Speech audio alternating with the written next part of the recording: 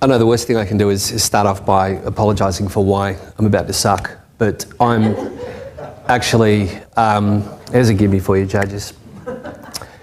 I'm bronchitis boy today, so if I throw up a lung while I'm talking, that's not part of it, and please call an ambulance. It's a terrible day to be going last, you know, when you're feeling awful, and we've got brain eating, singing. This guy gave us full frontal nudity. And I feel that my presentation would be better if it included all of those things, so I promise next year. I want you to imagine the situation. I'm sure that pretty much everybody in the room has had those moments where we've gone to a prospective client. Now, perhaps you're trying to get a gig as a speaker at a 2-day conference, or perhaps trying to place a speaker at a 2-day conference, or maybe taking on someone in a consultancy role, or maybe trying to get a training gig with a particular company in front of an HR manager. And they go straight to, what's your fee? How much do you charge? What's your rate? Straight away they make it about money. The temptation for us, and it's a natural reaction, is for us to go, geez, money's really important to this person, and allow the conversation to go down that flow. A couple of bad things have happened there. One is the fact that they're now controlling the conversation. And two, our assumption that money is really important to this person actually is very rarely true. But it's a natural thing for us to feel because they've gone straight there. I want to share something with you. A couple of years ago I had to buy a new suit, and wandering to first suit shop, they all look the same to me. I see 40,000 shades of grey. I'm looking for some kind of really cool deal.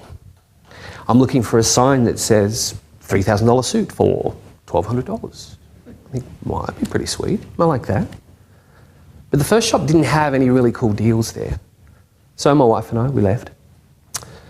The next place we went to a few days later, you know, there's a suit shop. I might wander in there. I look around, 40,000 shades of grey. I don't see the super duper deal. And afterwards, my wife Sandy said, you didn't even try one on. What's the go with that? And I said, look, I'm looking for a good deal. I'm looking for, you know, the right suit. She's like, why do you care about that? Why is money so important to you? You're not that guy. And she was right. I thought, that's really odd. Why am I behaving like this? And some of you may have already worked this out. And that is, I don't know anything about suits. I know nothing. I don't know what makes a $3,000 suit a $3,000 suit. But in the absence of any kind of facts or information about this decision, I went straight to the common denominator. I went straight to the big thing that always factors in almost every single decision in the world, and that is I went to money. Although I was doing it subconsciously, I wasn't actually consciously doing it. So I continued on with my search for a suit. The next place I went to was, of all places, Logan Hyperdome. The last word in sartorial elegance, I think you'd agree with me there, without doubt. Do we have anybody from Logan here? Sorry. Could have been ugly. Look, they know anyway, Jesus. Anyway, I went into the suit shop and I was trapped in this pattern where I was looking for this deal. Look around and the person says to me, can I help you? And I said that thing that we all say, just looking.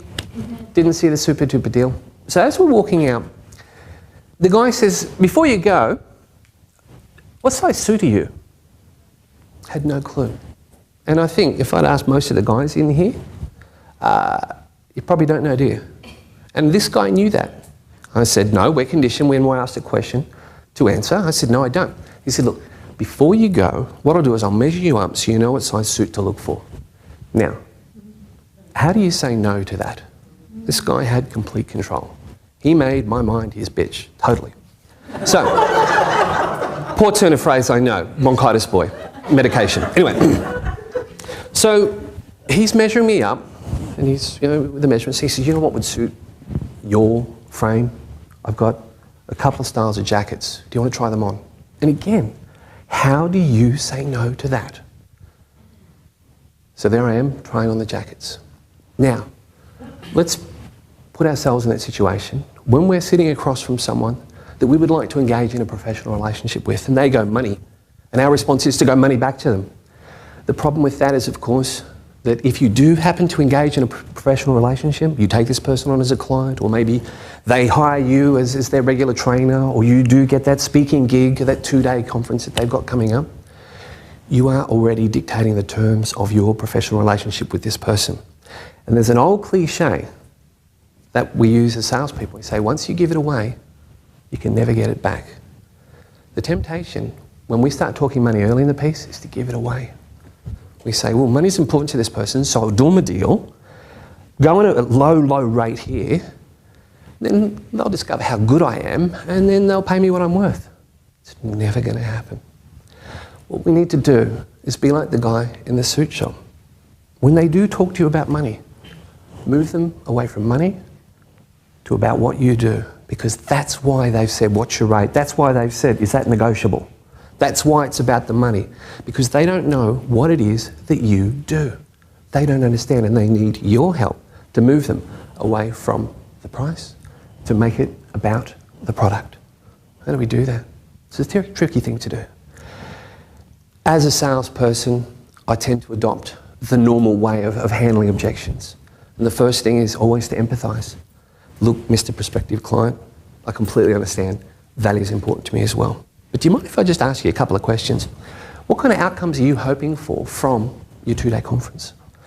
If we do enter in a professional relationship as a consultancy, what kind of positive change do you want to see from your staff? They're only asking about the money because they don't know enough about how engaging you, working with you, hiring you is going to make their life better. What we need to do is move them away from the product, from the price, and make it about the product. Thank you.